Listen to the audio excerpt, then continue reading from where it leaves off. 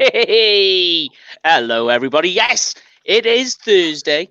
It is 9. So, of course, it's UK Cowboys time. And look who it is.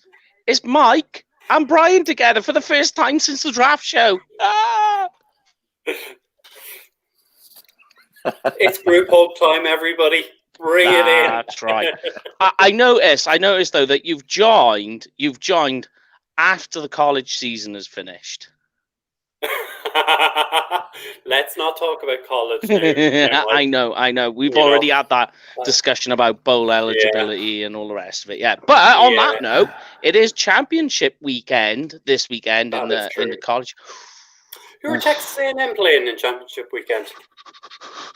Hey, they made it in the top 25 of the CFP. that win against Alabama literally has carried them. Yeah, it's surprising what a win against Alabama can do for a team, for a program. But there we go. We are not the college podcast, so don't worry. It is UK Cowboys, and with us as well is the ever so faithful Mr. Graham Wilson. He is joining us as well. How are you both doing, though, guys? How are we? I'll talk college football in March. Yes. Yeah, I think we had a lovely intimate chat on Tuesday night, Graham. We didn't think we'd go as long as we did. No, we were. I think we were slightly fired. Well, I was certainly fired up. I think just there was underlying heat there. I think on Tuesday night it was just getting a little bit frustrating. Yeah, I think I might have pressed a few buttons. Hey, there's nothing wrong with that. He just said O-line and let me go. That was it. It was like pulling the string out of Woody from Toy Story, and I just talked. But funnily enough, we will be hitting that bad boy again today because there's a bit to talk about on the O-line. But of course, yes, it is the pre-game show for this weekend's game. This Thursday night's game. That of course means that for us, that's a 1:20 in the morning kickoff. Mm-hmm. So yay! And I will be on Twitter covering for Jamie tonight. So. Yeah, get ready for when it gets to about 4:00 for that sleep deprivation chatter going on. People have seen that before with us, so it's nothing new there. We were talking about that before we went live. It was literally why we were starting a little bit late. We were just in a conversation about sleep deprivation, and Brian's like, "Mike, you might want to start the show." But there we go. These things happen.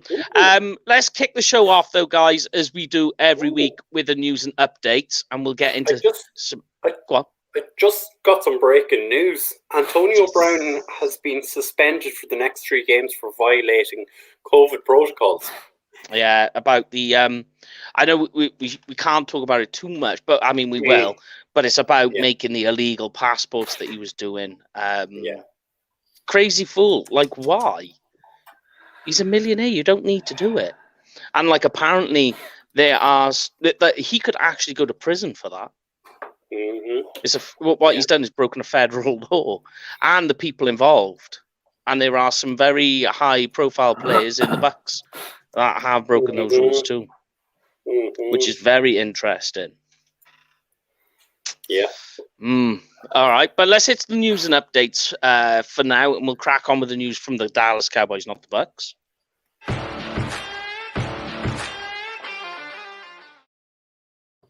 All righty. I mean, obviously, top of the charts at the moment is Mike McCarthy, head coach. He's out this week. Dan Quinn is taking over.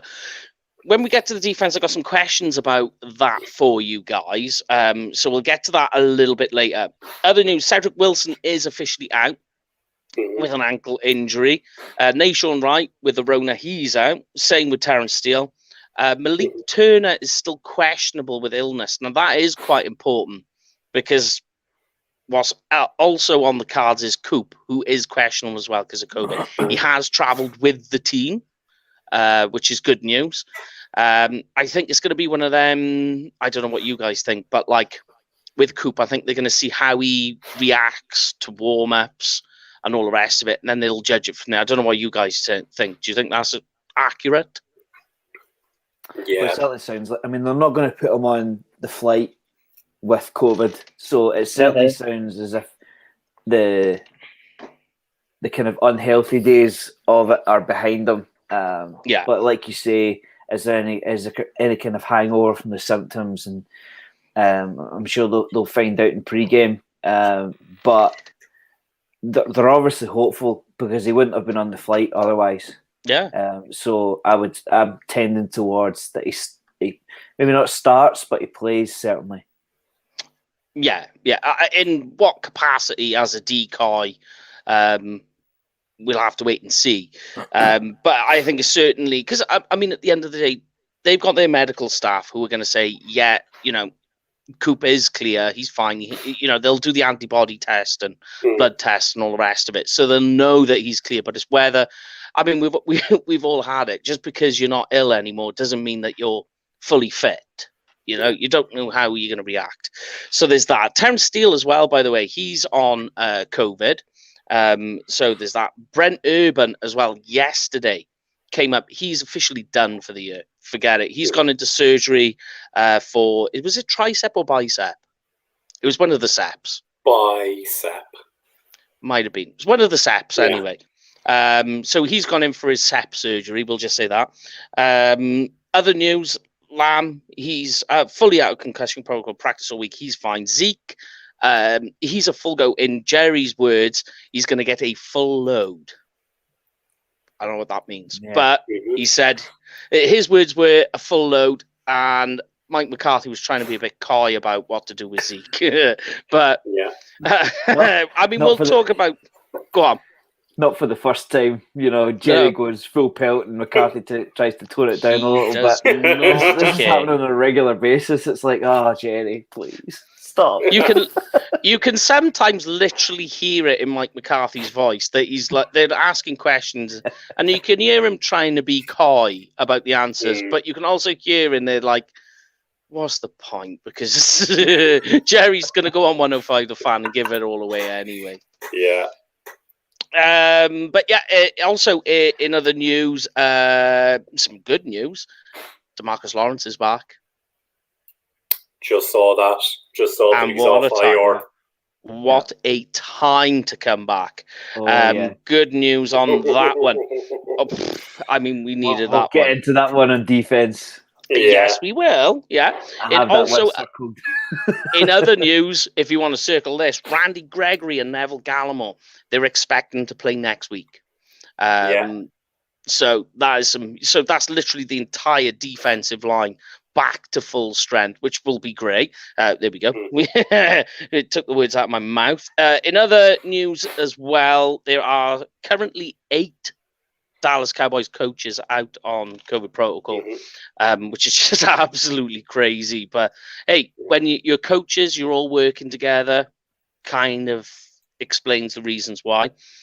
The other news then, which we're going to get on to right now, Tristan Hill had a 2-game ban. That's now been moved magically to 1. Still over $100,000 fine. Now,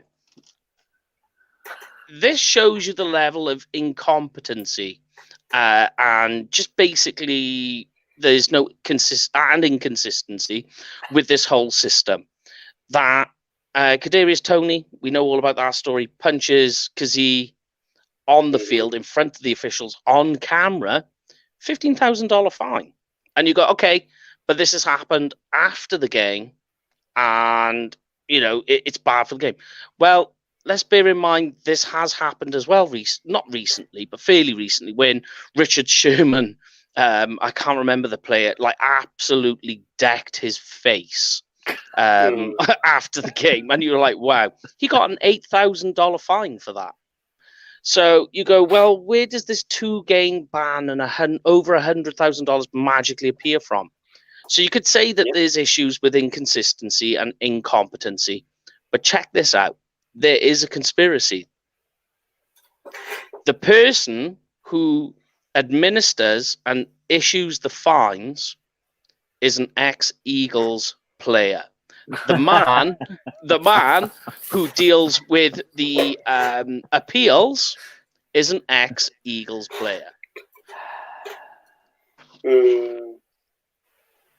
So is it is it an issue of inconsistency and incompetency, or is there a conspiracy here? Because it always seems to be the Cowboys that get the short end of the stick. And when you look back at it, you go, well, just this year, Lyle Collins gets a huge 5-game ban for missing various tests. Look back at Zeke, the Zeke situation. Things are tying up. Yeah, we Brian and I talked about this on Tuesday's show, obviously, and I think my kind of general consensus was that he DJ gave, Dog coming in. John Running, yeah, he gave just like Anthony Brown's penalties, he gave the referees a decision to make, or the league a decision to make. I mean, if I get you're wound up. But I said on Tuesday's show, go and punch a punch bag for an hour. I know what you're saying. You wouldn't leather a player on the field. I mean, you never see most absolute stars, like see the quarterbacks. You never see the quarterbacks get into that kind of stuff because they've got a level head on their shoulders. They know when to react and when the cameras are and when they aren't watching them. So. It's good that it's been reduced to 1 game, but still like doesn't make sense. It's $100,000. You know, like players have done a lot worse and got a lot less. Mm-hmm. It's not like he's a league bad boy and he gets called out every season. From my understanding, this is his first suspension. You know, it's not like. You know, they call personal fouls on him every single week. They kind of threw the book at him a little bit, in my opinion. A little bit. Like, I get they're trying to stamp all that kind of stuff out, but he's a first offender, and you get a 2-game ban, and one of the largest fines I can remember in recent history. For something so that's quite fairly insignificant. Yeah, I mean, if that gets called during the game, fair enough, they might throw him out, but it could also be a personal foul. Mm-hmm. That's dealt with. Let's just get on with the game type stuff. But I mean, like, it's not the first punch to be thrown in the league season, but. They come up with a 6-figure fine for it. That's strange. But it's certainly a biggie. It's not out of left field, is it? They like to make an example of the Cowboys. On the conspiracy theory, I just wonder if it's Cowboys fans looking at Cowboys situations. You know, I know what you're saying. Whenever it's your team, it always feels like it's you. Yeah, we're just feeling a little bit hard done by it. I suppose my main point is don't give the referees a reason. Yeah. Basically. Yeah. Totally with you. It is pretty crazy. But yeah, and apart from that, the other thing I made a note of, which I already have, is the college football championships this weekend. And then it's followed next week by the Service Academy. So always a fun time. But yes, we'll move on, shall we, guys, off the news and updates. Look at the Cowboys offense. Just one more. Just saw that. I don't think you saw it before we went live. Rob Phillips also has reported that Tyler Coyle is promoted from the practice squad for tonight's game as well. So that's to cover for Nishon Wright being out. Yes. Yeah. Okay. Makes total sense. We'll look into that one. But let's go for the Cowboys offense versus the Saints defense.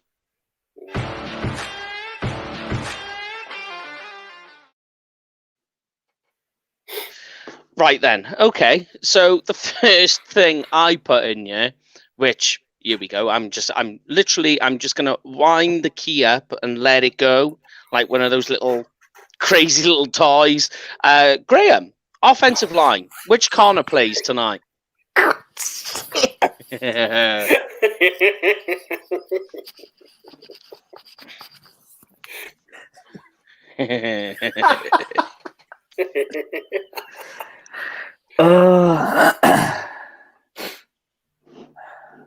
McGovern.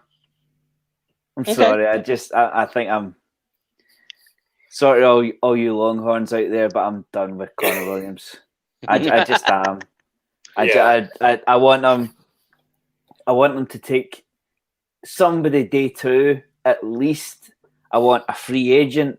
I'll pull somebody off the street, go and search a practice squad. I'm ready to say goodbye to Connor Williams. Not that I want McGovern to step in there. I would much rather they had a better alternative, but I'm you know, that kind of way. Connor Williams could recover 2 fumbles, score a rushing touchdown, and block a punt tonight, and I'd still be finished with him. he could be an absolute stud tonight. I think at my time has finished with him. I don't see it. I think the penalties have become too much, and Brian and I talked about it in depth on Tuesday night. I mean, I love the Parsons pick, but we could have put Rashawn Slater in there. You know, it's difficult. It's difficult to get away from that. I do love the Parsons pick, but yeah, I'm ready for post Connor Williams. Okay. What about you, Brian? Which Connor would you go with tonight? I don't know. I'd even consider putting Matt Farniok in there. He can't be worse. Or Josh Ball. Like, I mean, it's just been so bad. And like, yes, I love Connor Williams. The story of Connor Williams is great, but his play has just been terrible. And they stood him down last week, and lo and behold, the penalties are on Tyler Biadasz now. You know, it's just please go and get me a bloody day 1 interior offensive lineman. That's all I want.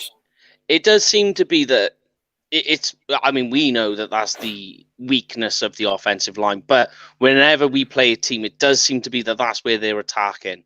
That left side and center where it's Biadasz and one of the corners. It's no surprise that that's where it's coming from. So I do think, they need to go get an inside lineman.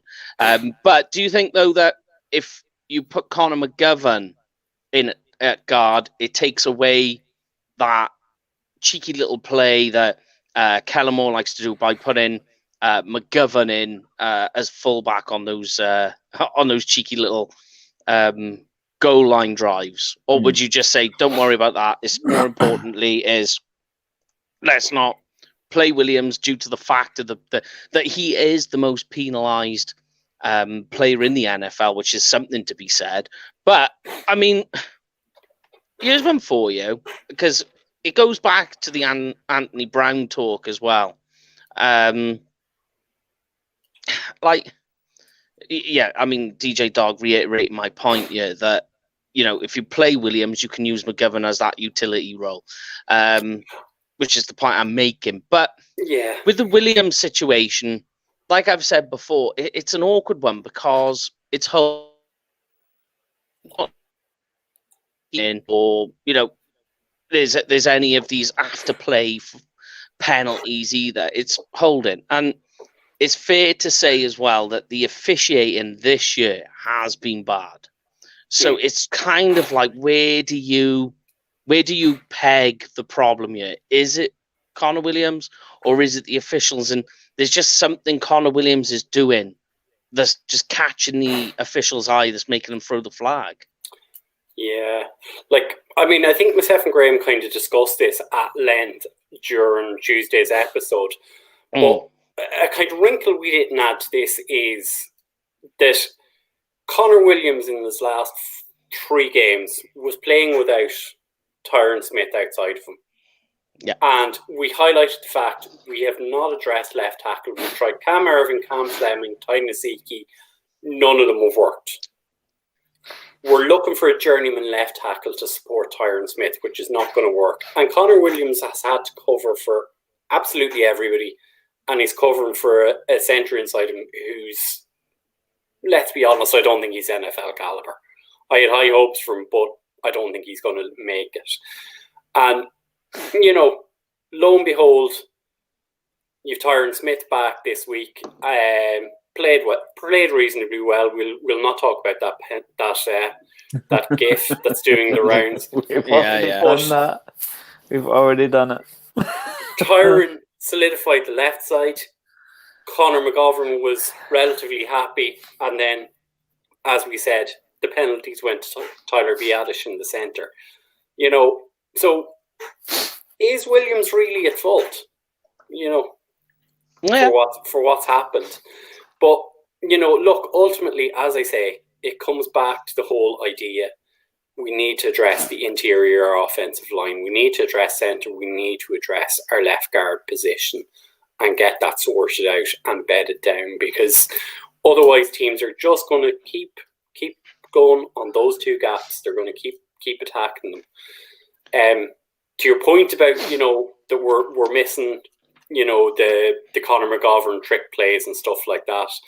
It reminds me of that old Lou Holtz thing when Notre Dame were playing Miami back in the 80s.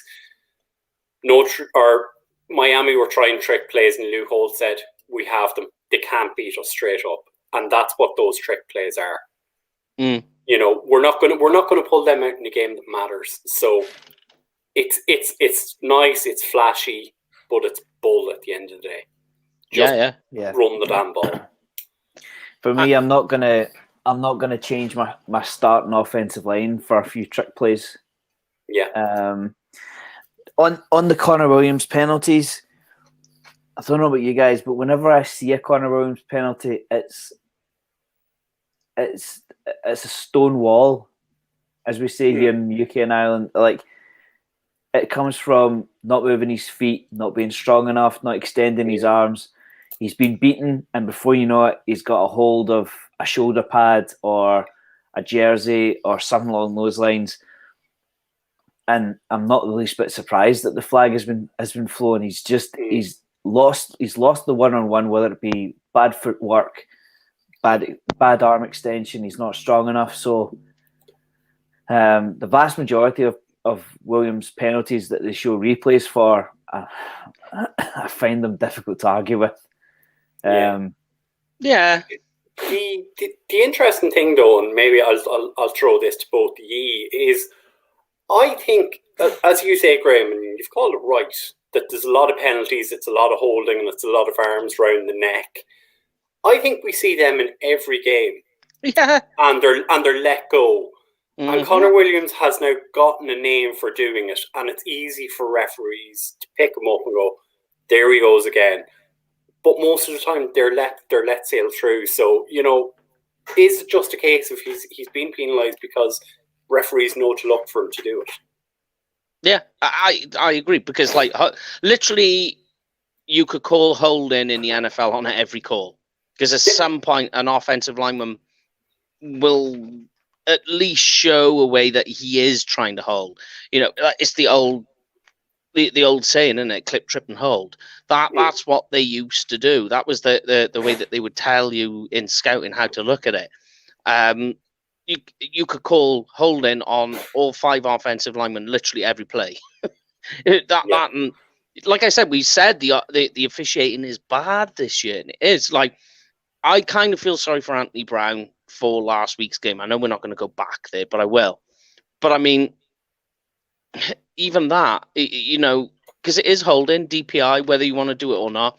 But, like, even those were bad calls. Not all of them. Some of them you'd have to agree with, but not all of them were DPIs. But here's a crazy fact about the offensive linemen. We have Tyron Smith, Zach Martin, Lyle Collins, all 3 of them back together for the first time since week 1 of 2019. Yeah, That's a long time. That's a long time to wait for all three of you.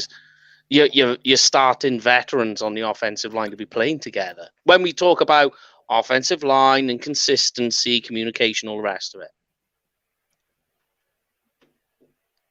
Yeah, DJ Dog brought up the point on Tuesday night that it's effectively the first time the 11 starters, the 11 players that the Cowboys want to start has played. So if they can keep that, you see what I'm doing, Brian. You see exactly what I'm doing. I'm going to drop it in as I always do. Do we know that Lyle Collins is our starting right tackle anymore? No, I thought you were going to talk about left guard. No. I think, he is basically because Steele's injured. So, is he actually our starting right tackle anymore? Do you know? I know what you're saying. He has struggled since he started playing again.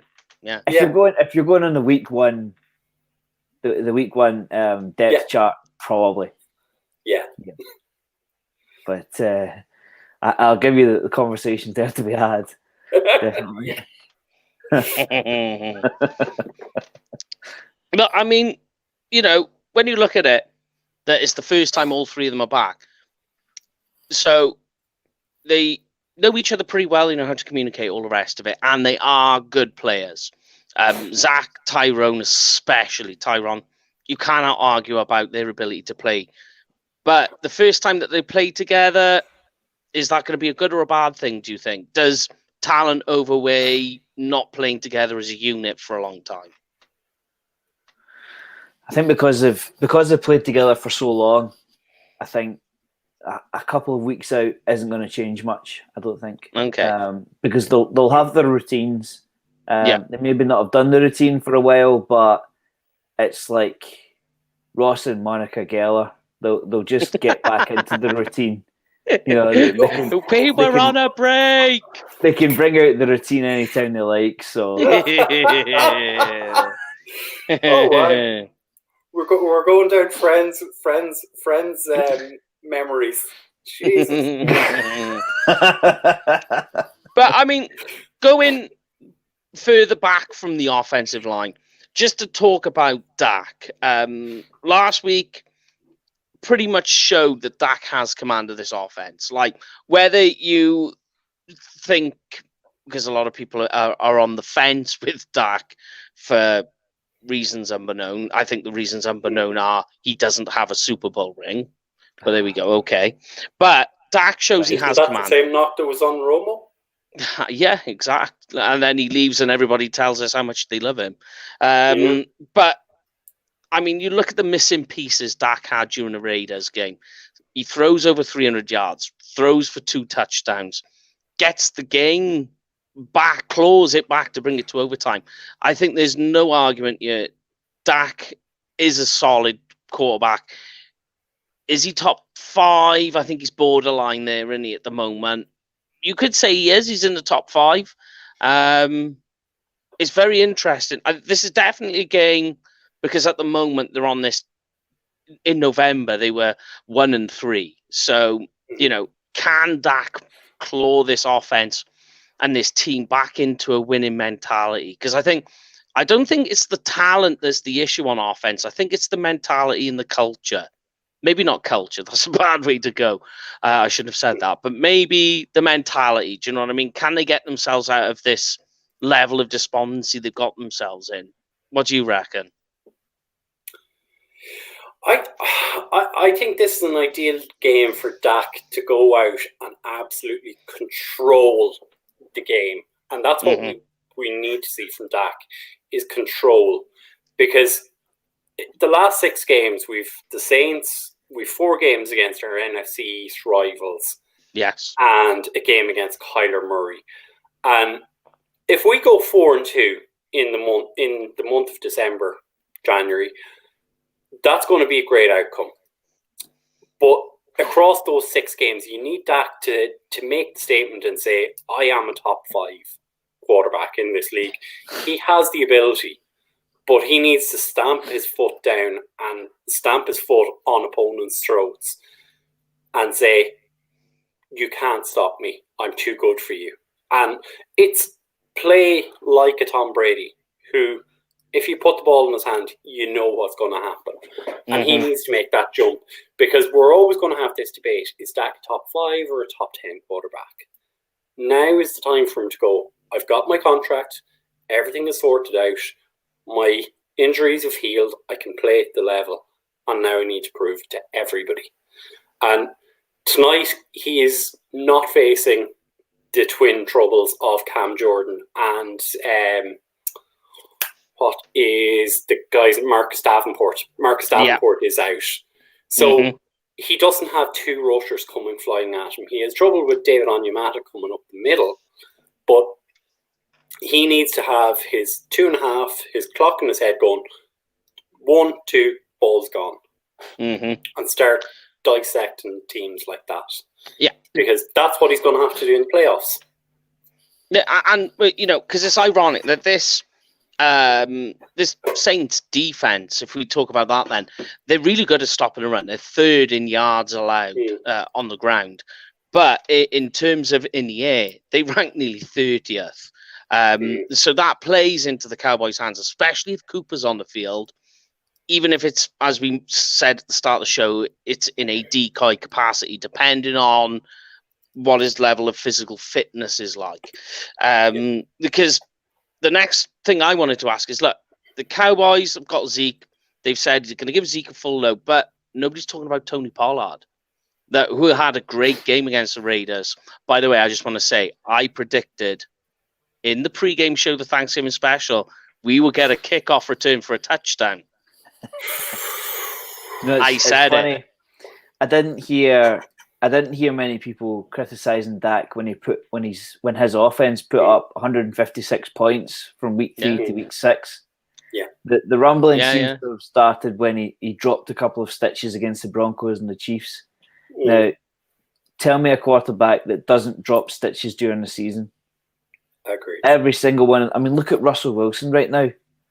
Russell Wilson is having a torrid time right now, and he's got a Super Bowl ring. So, again, I think it's people just blaming easy targets. I mean, Dak did put up 33 points.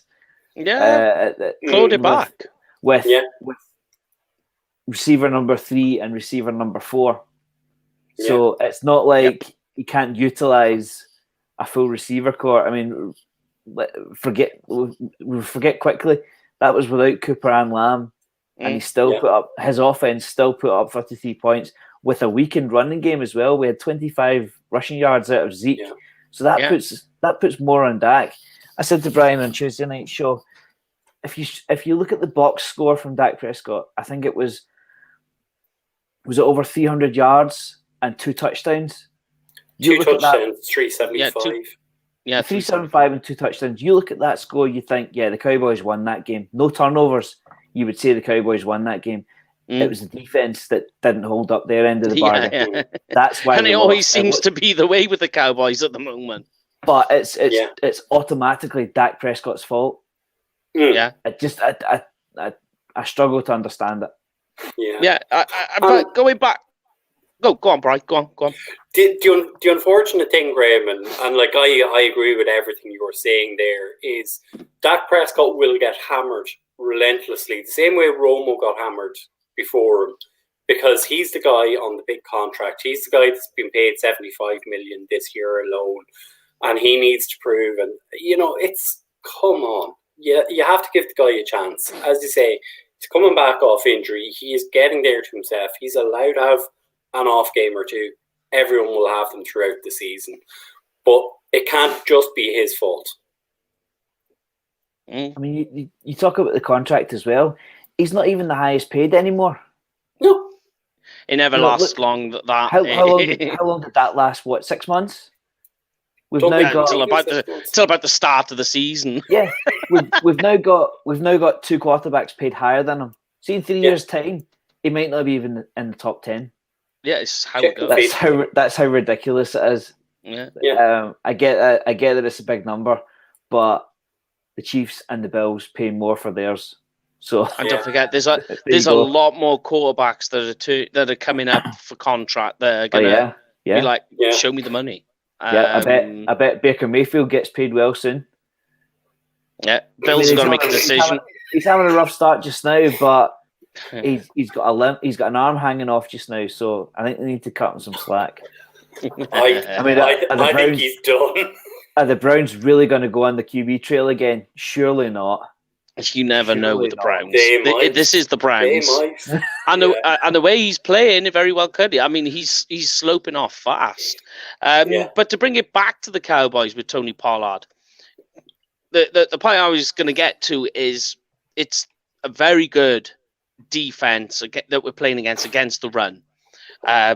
They're going to go all out here against Zeke, but Tony Pollard, I think, could be the thorn in their side, mainly because you can use him on and move him up and down the line if you wanted to. Yeah. So, I mean, go on.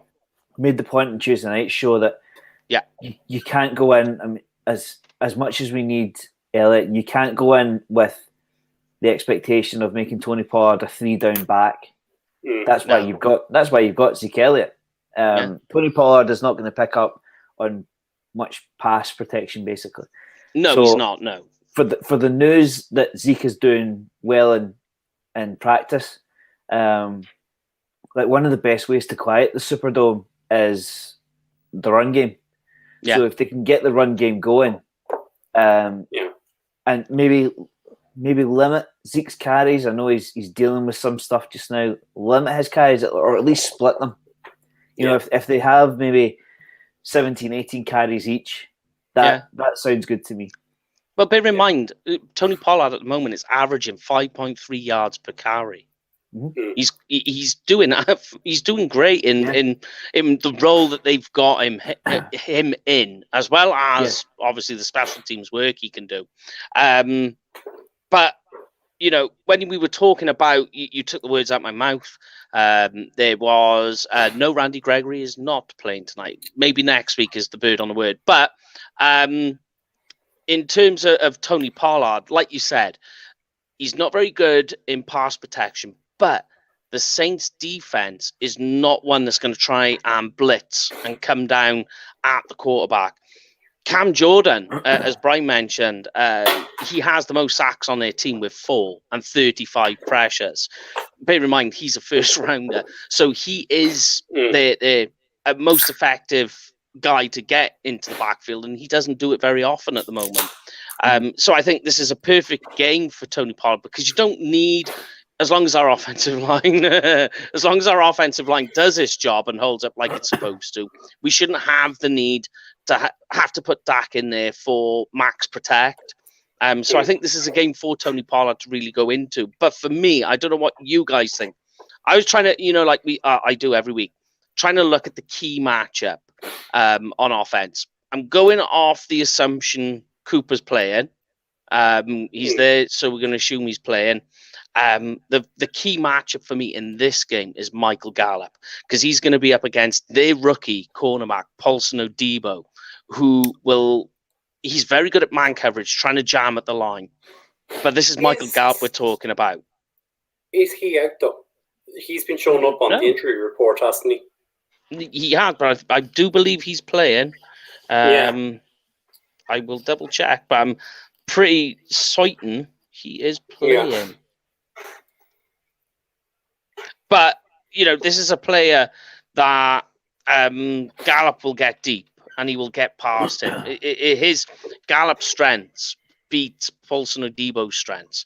Because you've got Marshawn Lattimore over the other side. But bear in mind, Marshawn Lattimore right now, and he's a first rounder, he's allowed 129.7 quarterback rating, has allowed 7 touchdowns this year already.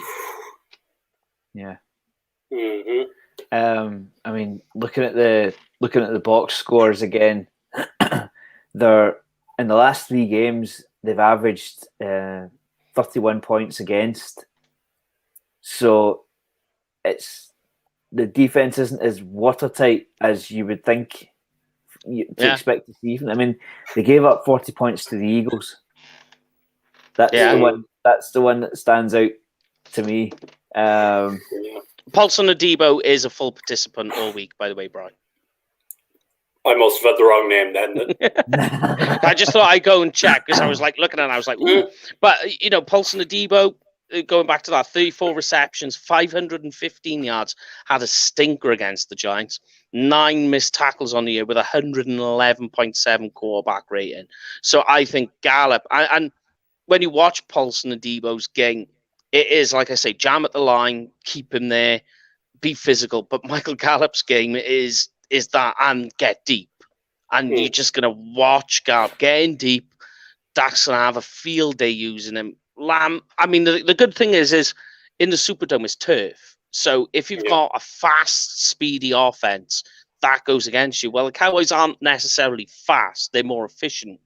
So good, crisp route runners, physical. That's their style of game. So it falls into our hands. Although the Superdome is obviously got its own problems of its own, if you're not, when you play there.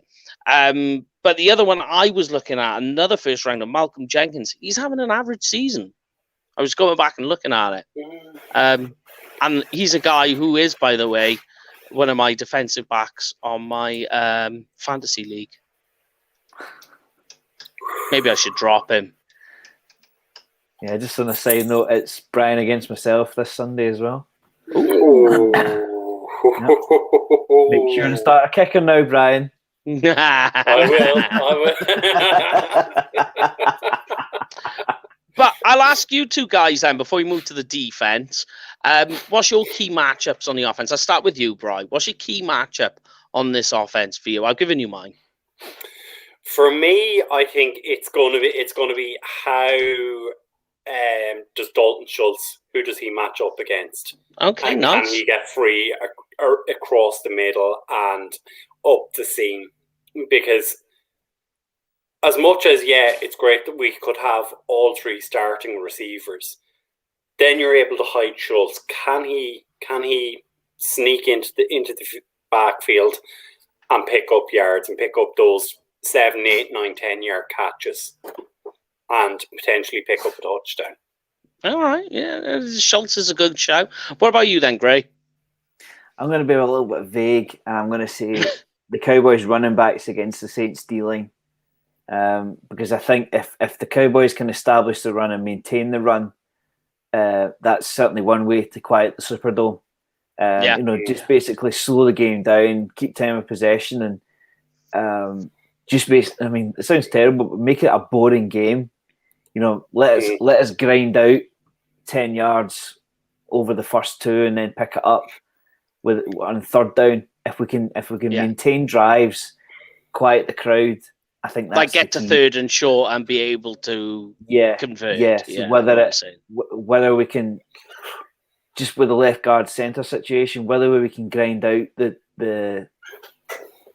third and short stuff, that's going to be the key matchup for me. And I think if we can maintain drives, we'll be well on the way to a win. Yeah, I think it's definitely going to come down to third down in this game for sure. Yeah, but let's look at the Cowboys' defense, because then that'll put it all into perspective for us. Mm-hmm. So we'll move on to that and continue on.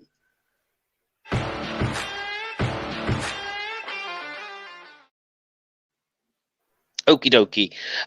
So like I said a little bit earlier, that in the Superdome it is turf. So that really puts speed out of the question. And I forgot to mention while we were talking on the other side. No, it is this side, sorry. I've got my head back in the game. Don't worry. So when we're talking Cowboys defense, we need to talk about the other side, the Saints offense. They are officially tonight without Alvin Kamara and their 2 offensive linemen, Ramczyk and Armstead. They're without them pair tonight. They are officially out.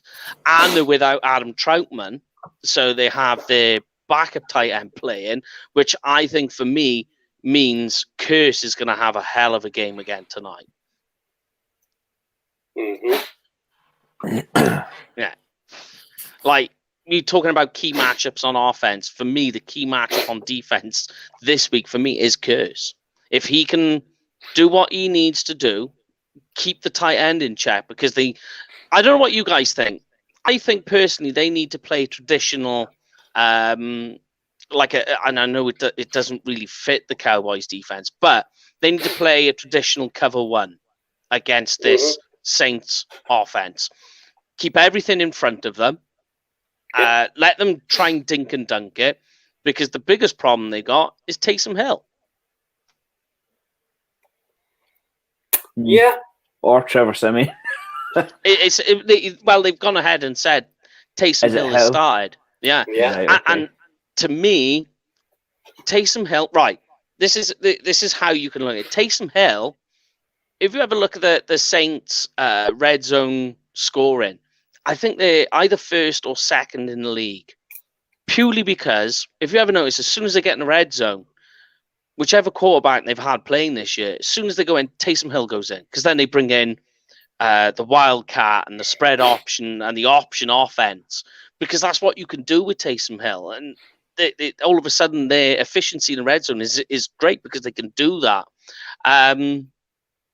But for me, I don't know what you guys think. I don't see Taysom Hill. He's more of a gadget player than he is as a steady quarterback you can have for an entire game. He's a trick play.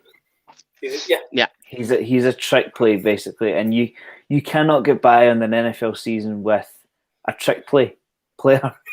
I mean, see, when you think, not long ago, the Saints had Breeze and Bridgewater. That was their combination. Now they have Trevor. Now they have Siemian and Hill. Times change really quickly, don't they? Yeah. I mean, I have to. There's a voice in the back of my head going, "You're going to get caught out here," because we're being a little bit cocky again. Just with that, but it's down to injuries and it's down to having the choice of backups. I mean, just again looking on the stats on the NFL.com, the Saints ranked 28th on offense and 29th in the passing game. Yeah. So there are grounds to be confident in this game.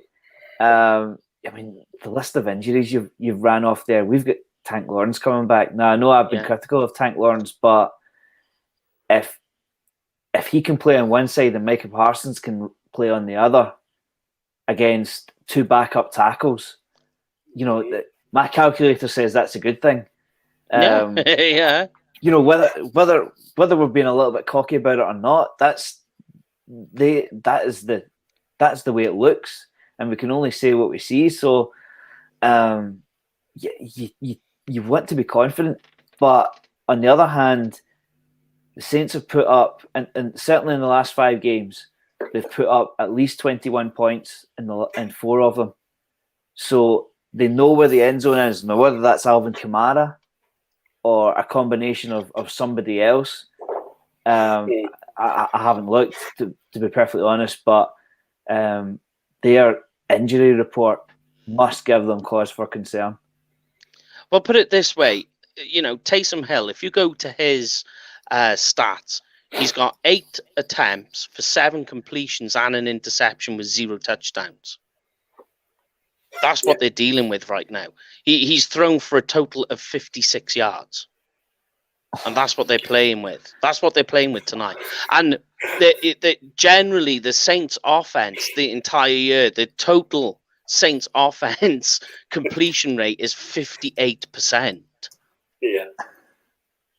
I had to laugh. I was watching Pro Football Focus with Florio and Chris Sims before we came on. Yeah. And they were talking about Taysom Hill. And you would swear he was Johnny Unitas reincarnated. You were telling me how great of a quarterback he is and how he played great in a playoff game a couple of years ago, and then they went back to Breeze. You've called out the facts. They tried comparing him and saying he's a better quarterback than Tua Tagovailoa. That, you know, people just don't respect him because he didn't go to a big school or do, you know, or wasn't a Heisman candidate or win a national championship. The guy's thrown for 56 yards this year. The case rests. Yeah, definitely. I mean, like I say, if you want, and because you do see it, that using him as that gadget quarterback guy, the wildcat option spread offense, zone reads as well, a guy that you can use for that in the red zone perfectly, and he matches up. And that it makes them this unorthodox offense. That's what it is with the Saints, because they have all of these parts. It makes them unorthodox, so it makes them hard to figure out and to defend against. But when you add all in the other parts, there's no Alvin Kamara, no Michael Thomas. So their number one wide receiver is going to be Marquez Callaway. Yeah. And then you tie it in as one of the guys, Alex, he's saying about the offensive line. So here's an issue that we've got here, that their offensive line are missing two major parts. And the Cowboys defensive line, as you already mentioned, Greg, Scott Tank coming back, it's just got stronger. Yeah. And Taysom Hill is going to try and run around back there. He's going to try and scramble. He's going to try and move. Well, bad luck, because you've just got Tank on the outside. And what's Tank's number one specialty? Run defense. Yeah. I mean, I'd love to know what the Saints fans make of tonight, because like, you go down their list, and if you'd said to a Saints fan at the start of the season, see, when you play the Cowboys on the 2nd of December, you're not going to have Thomas, Winston, Kamara, Armstead, Ramczyk, or Troutman. They would go, just forget it. Don't even bother playing the game. It's true. They've got a good defense. They have got a good defense in general. When you look at it general overall, and I think it's their defense that make it that give them the 5-6 record to be perfectly that's honest. helped them to keep going. Because I mean, their offensive line, it doesn't give up a lot of sacks, but it gives up a lot of pressures. There's a lot of pressure, and they come in all across the line, including Eric McCoy, unfortunately. But I mean, when you tie into the fact as well, they haven't got their starting tight end as well. That's going to make it even harder. Kamara not in this, so it's Mark Ingram. So what are you going to do there? You're going to let Hill try and run around and put Ingram in on pass protect, because you're not going to be able to get the run if the rest of your offensive line isn't going to be coping. And then here's my next question for you. Based on that, what are you doing with Parsons tonight? Let's go down that road. And we'll ask you guys at home too. What do you think you should do with Micah Parsons tonight? Is he quarterback spy? Are you going to go in there and just tell him, look, we've got our defensive end back, just see ball, go get ball? You nailed it. See ball, get ball. Yeah. I'm going to let him wreck the fucking game. I'm gonna break with my regular stance. I see Parsons as a linebacker, but see tonight, put him on an end and let him go. I mean, don't even have him as the spy. Just if Lawrence is on one side, stick Parsons on the other, and just tell him to go get it. Or would you do it this way? Would you have both of them on the strong side? So both Parsons and Tank collapse in the strong side. But you could argue that Hill knows where to go then. It's almost as like, right, my pressure's from the right. So as soon as this ball hits my hand, I'm taking 2 steps to the left and then deciding, or vice versa. Do you get what I mean? Like, whereas if you've got bookends, I want to see the pocket collapse and then see who's ready for him in the middle, basically. If as you say, Graham, you go with the bookend approach to it, you then allow also Odigizua, who, let's not forget, is quietly having a close to defensive rookie of the year season. Ironically, You allow him to get up the pocket and, as you say, collapse down on top of Taysom Hill or Mark Ingram or Trevor Siemian or anyone else that's coming in. And if you really want to be bold about it, would you stick Quinton Bohannon in there? That was my next question. that because you've got Tristan Hill out, which it was unfortunate that we've got him out because he, ironically, against the Raiders, was one of the better defensive players. Had a great game. Seems to be the way with Tristan Hill. Has a great game. The next week he's out.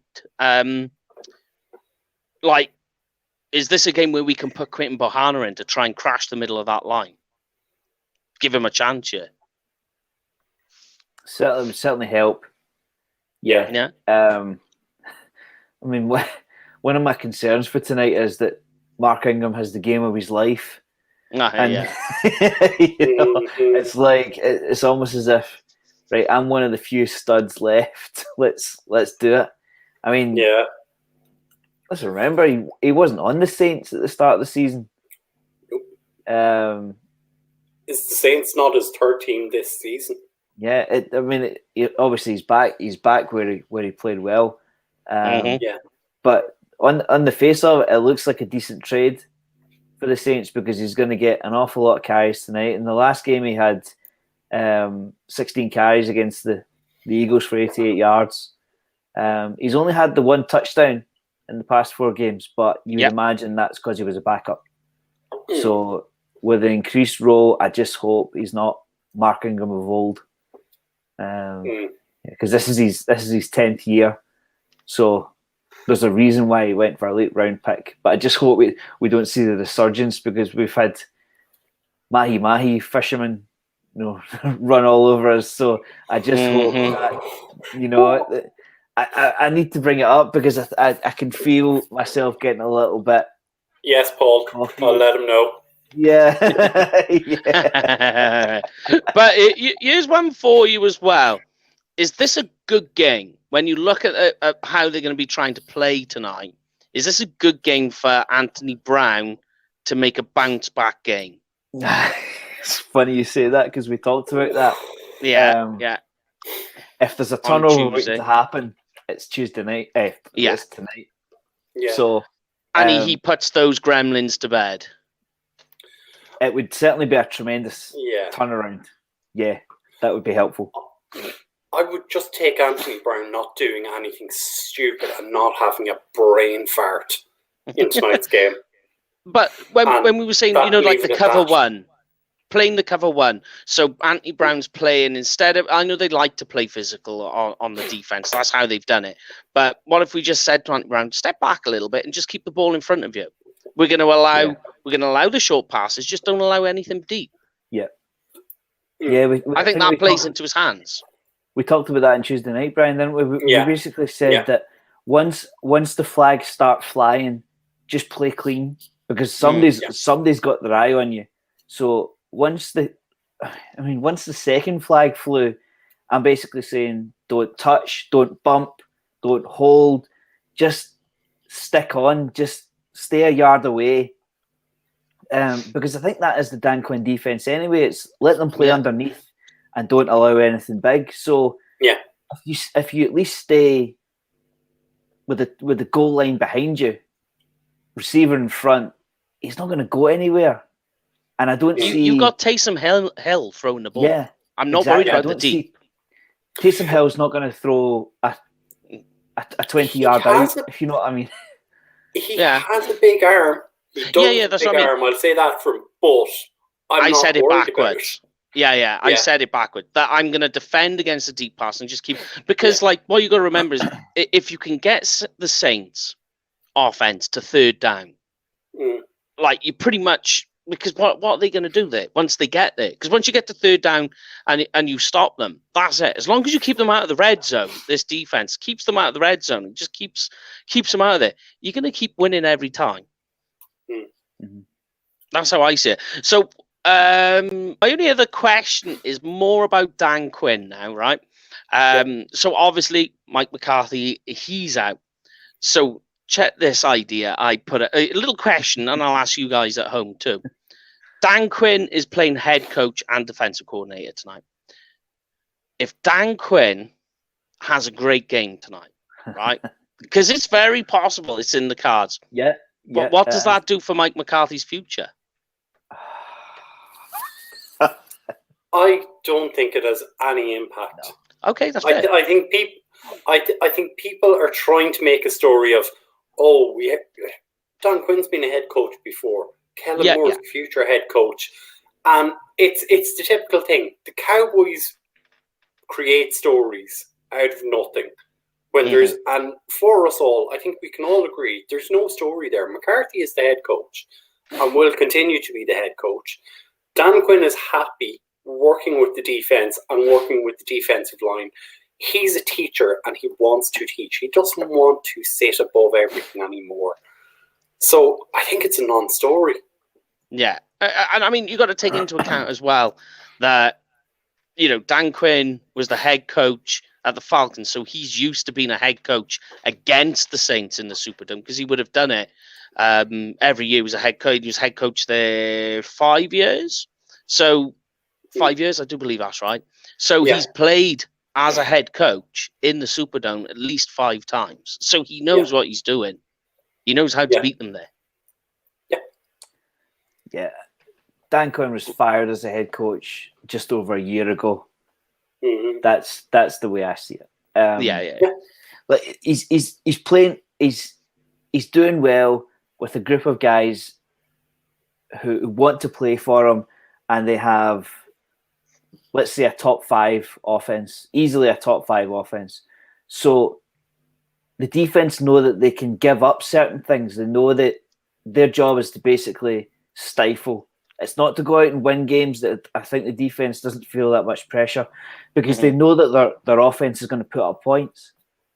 In Atlanta, they were up against it. They were seeing a lot of the field.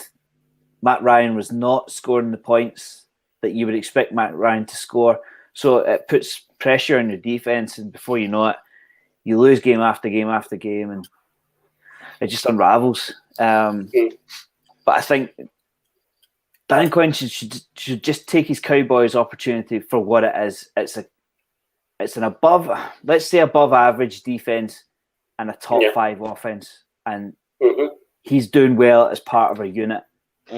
For him to go and take the head coaching role somewhere else, I don't know if that's the best thing for him just now. I think he should just enjoy a bit of success with a winning team for a little bit.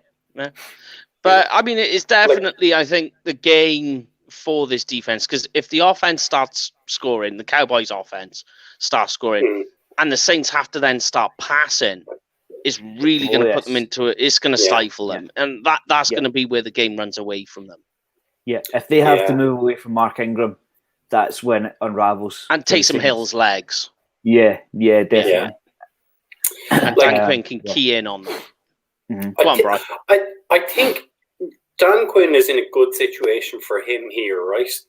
If you look at our draft class last year and our free agency, they went out and got Dan Quinn type players. So they're looking to play the long game here with Dan Quinn. Let's not forget, we've gone through 2019 with Rod Marinelli, 2020 with Mike Nolan, and 2021 now with Dan Quinn. Do we want to be in 2022 dealing with another coordinator and having a mishmash of players that some guys he'll want, some he won't want, and it'll take another couple of years to sort it out? I think Dan Quinn will happily stay with Dallas, and he'll go, right, I have the 2022 draft. There's a lot of defensive talent in that class. Guys I'll be able to pick year out in the draft. and work with. Yeah. There's defensive ends. It's a deep class. Corners, deep class. Linebackers, you always get linebackers. Safeties in the 5th, 6th, as well. 7th round. Yeah. And he'll be going, right, I can work with McCarthy on this into next season, because I think I'm on record as saying we've a 2 or 3 year window before we need to start breaking it down. Yeah. And rebuilding the team. And 2-3 years, that'll allow Dan Quinn, if he wants to get back into head coaching, that'll allow him his window. As Graham always says, as much as Mike McCarthy and Kellen Moore are linked in what will happen to Kellen Moore, McCarthy and Dan Quinn are also linked. Yeah. Right. definitely. And we've seen what a coaching carousel is like if you follow college football. That coaching carousel this week has just been crazy. All right then, guys. So before we get to the fantasy lounge, I'm going to ask you guys your scores. I'll give you mine while you have a think about it. I'm going Cowboys 31, Saints 14. So I'll ask you first, Mr. Brian. What score are you going with? I'm really not sure. All I have, and it's rolling through the bottom of the screen all night. The last time we played in the Superdome, we lost. The Saints without a touchdown. Yeah. It was a 12-10 game. Yeah, we lost. And we've crapped all over their offense. And yet I'm going, I have no idea what the score is going to be. It could be 14-9. It could be 37-28. I've no idea. I genuinely haven't. I think the defenses on both sides are probably going to show up, shut everybody down, and we're looking at something like 18-14. Okay.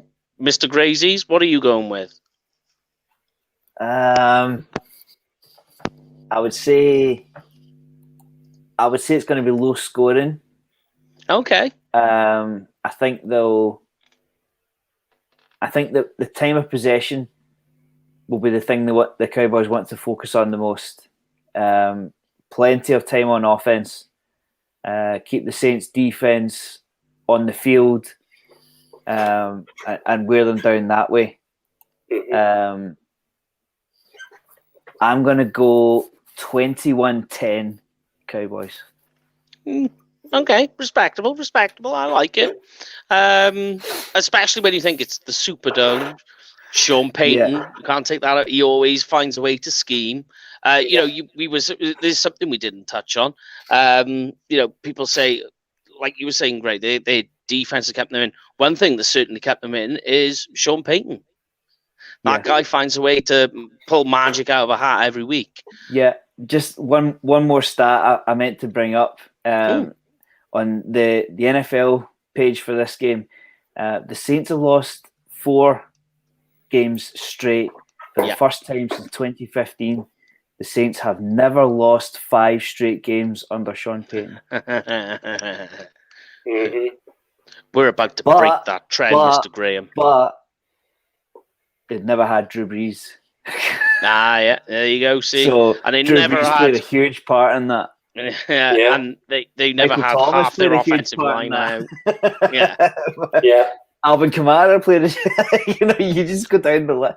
It's a horrible Michael Thomas. They had that going on for them.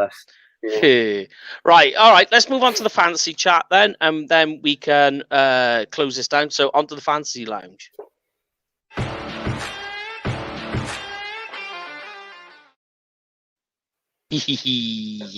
All right then, so we'll wrap this up with some as we do every week, with a bit of fun. It's the fantasy lounge. Basically, it's a game of higher or lower. I give you the NFL.com's fantasy scores for each player. You just say if it's more or less. If it's more, it's boy oh boy. If it's less, it's oh boy. So we'll start with Dak, and I'm going to let Graham take the reign on this one. 19 fantasy points. Ooh. That's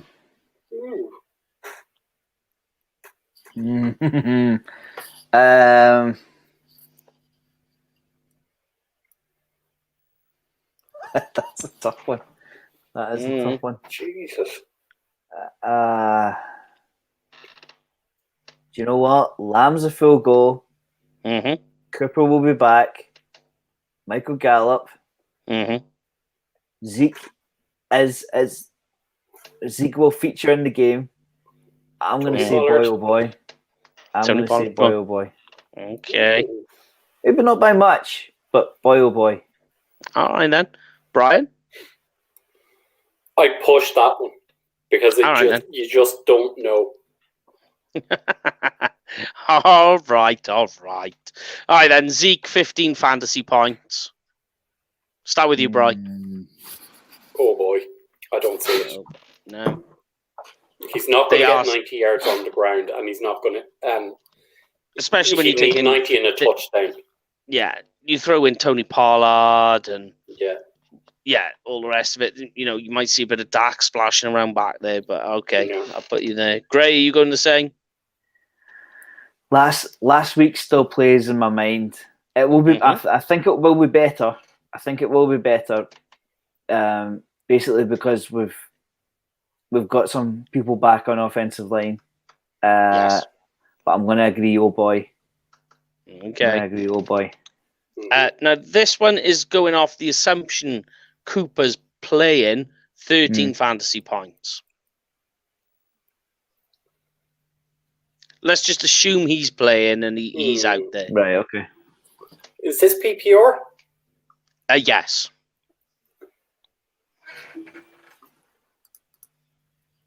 Yeah, I'll give it a boy, oh boy. Okay. Grazies? I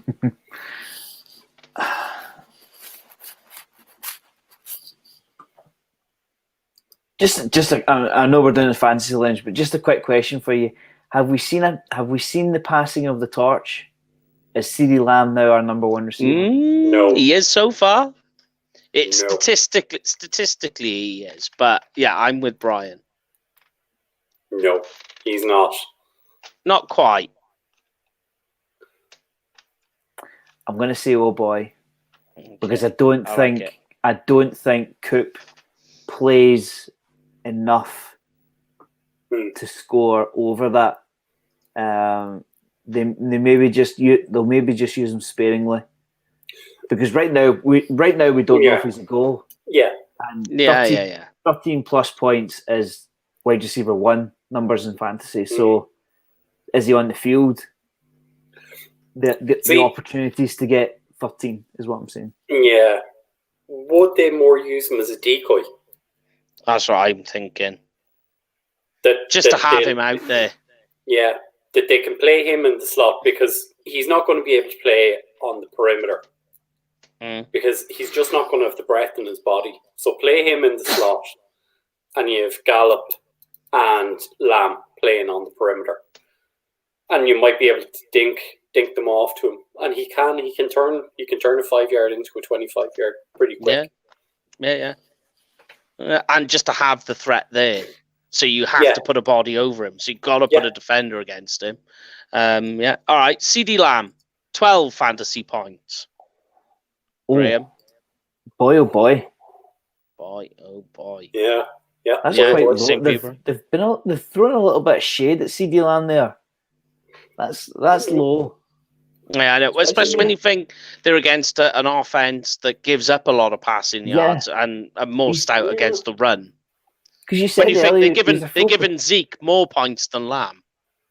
He's full participant, isn't he? In practice? Yes, he is. Yeah.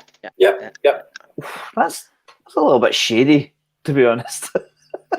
All right, you're gonna like this next one. Taysom Hill. Are you ready? 37 fantasy points. No. When you see this, you'll laugh. Taysom Hill, 7 fantasy points. Oh, talking of shade. Yeah. For a starting quarterback, wow. My guess is they're looking at it that he's not gonna throw or complete that much. When he does, it's going to go back the other way, so it's on rushing. So what does Simeon have? Did they see Simeon as a starter? No, Taysom is starter. Yeah. That's been out since yesterday. Yeah. So Valenti is going with a boy oh boy on Taysom Hill for 7 anyway. I mean, in terms of quarterback numbers, am I right in saying that's 40 yards and a touchdown passing? Because you get 10 yards, you get a point for every 30 yards. Is that right? 25. And 3 for a touchdown. Yeah, 25. 25. Yeah. How many points for a thrown touchdown? 4. Yes, 4. So that's 4. Not so that 70 odd yards and a touchdown pass. 75 yards touchdown pass. Yeah. With no interceptions, Mo. or fumbles. Or fumbles. See, that's why the number might be so low. Is that they're going? He's going to have to throw, and he's going to get not very good at intercepted. throwing. Yeah. No. And they're going off the premise, probably what we're thinking, that the Cowboys are going to play a cover one and say, we're not going to let you beat us deep, play it short. And Taysom Hill hasn't got the ball skills to throw those short and intermediate passes in tight windows. So it's going to end up getting intercepted or batted down. Do you know what? I'm going to say boy, oh boy, because see, if I say oh boy, that's disrespectful. That's somebody's son. I mean, for a starting NFL quarterback to score under 7 points, ouch. So I'm going to have to say boy, oh boy. All right, then. Yeah. Because I'll have Mrs. Hill on the phone. All right, Mark Ingram, 15 fantasy points, same as Zeke. Oh boy. Yeah. Same for you, Greg? See, I want to be careful with this one because we've been stung by running backs. And, you know, like we call them backups and they rumble for 3,000 yards and 8 touchdowns. Have we given up a 100-yard rusher this season, though? I think we must have done. I don't think we have. Anyway, There's check one for you. There's one for anyone else. Check for you now. Where's my stats gone? Right, where are we? Dallas Cowboys.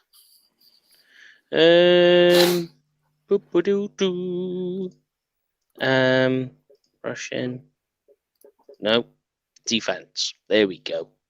Okay. Okay. I tell you what.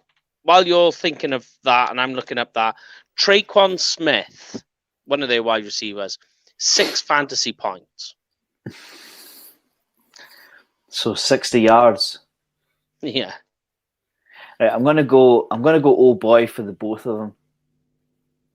For Ingram and for that one. Yeah. You're going to have a lot of mothers ringing you up after I know. this show, Graham. I can feel the confidence boiling over again. But see, when I've got last Thursday's pass coverage still in my head. I raised the point on Tuesday night that certainly in the highlight reel, when you paused a Raiders receiver catching the ball, there was no Cowboy in the shot. Mm-hmm. Yeah. They might have been, the camera might have been zoomed in a little bit, but there seemed to be an awful lot of open coverage. I can see someone stinging us, but the problem with it is I can't tell you who it is. That's the problem. So it's got there's no immediate. He's your number one wide receiver. He's your number one running back. Because other ones are struggling or injured or not playing. I don't see plus 6 points for. Was it Callaway you mentioned? Was it Callaway? That was Traquan Smith. Traquan Smith. Mm. Yeah. You might get a big play, but you can't predict the big plays. I mean, a big play normally comes from a blown coverage or a slip by a DB or whatever. So I'm going to say, oh boy. Okay. And even if he is open, is Hill going to get him the ball? Does he have the ability to throw on an out route or something like that? Well, here's a funky one for you. You were saying about Marquez Callaway. 6 fantasy points. See, again, even the fantasy stats, guys, they're throwing shade. So we've got, hold on a minute. So we've got 2 starting wide receivers and the quarterback for a combined 21 points. Yeah. All three of them, 21. Is that what we're saying? 21 points? 12. So, 21. 19. Yeah, 19. 7, 6, and 6, 19. Yeah. Ouch. Yeah. I mean, it's difficult not to be presumptuous, like and confident. But again, I can still feel that someone's going to sting us. But see with these stats, you're not starting any Saints player in fantasy. I mean, we're talking about fantasy points, but you stick every single one of them on your bench. You don't start any of them. Yeah, I love the confidence, Joe. I love it, Joe. 150 yards and 2 touchdowns for Zeke. Yeah, Jesus. That's right. That Saints run defense is taking a pummeling this week. And to answer Brian, yes, we did. Damian Harris in the overtime game. Yes. Yeah. Just going back to check. But that is, of course, it for this week on this week's show. That is the pregame for tonight's game. Sorry, Brian, go on. Are we allowed to give our hot take? Yeah, go on. Give me a hot take. Well, tonight is a reunion. Yes. Of the Dallas Cowboys with a beloved former Dallas Cowboy. And I wondered when this was going to come up. I'm going to go on record and say he is an interception tonight. Oh, for goodness sake. Well, I can't believe we're calling interceptions against Dak Prescott. That's terrible. No matter who it is, whether he's the GOAT or not.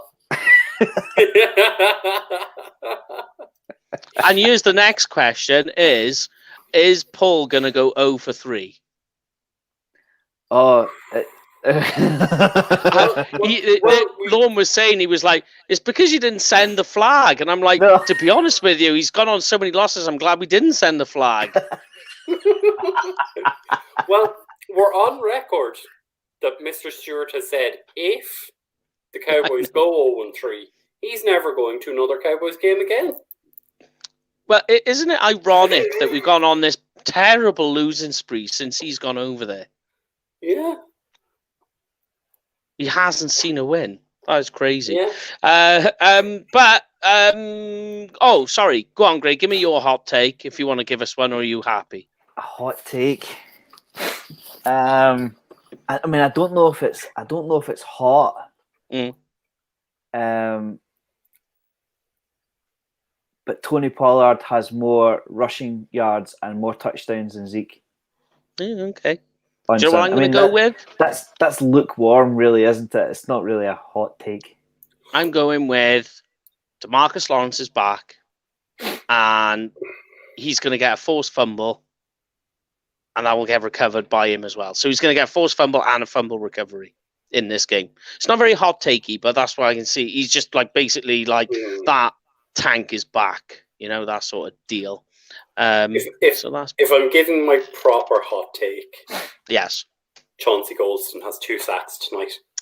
He's got the speed to do it. This is the game where you can see it happening. I wrote it down in my notes about Golston, that this is the game for it. I'll give you another take. Yes. Trevor Siemian finishes the game. Yes. They will take Hill out at some point. I just hope they don't do what they did in the Raiders game and start changing offensive linemen out halfway through the game. Never seen that before in my life. That's so weird. You see it in college, but you don't see it in the NFL. Do you forget on our third series last week we brought in Connor Williams and Lyle Collins?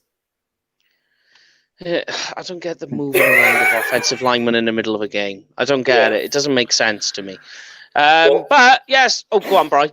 To Graham's point, are they taking out Simeon or are they taking out Hill because he's playing badly, or are they taking Hill out because he's been murdered by Micah Parsons? No, the first one. Hey, but Parsons, we did talk. Parsons plays clean. Let's get it right.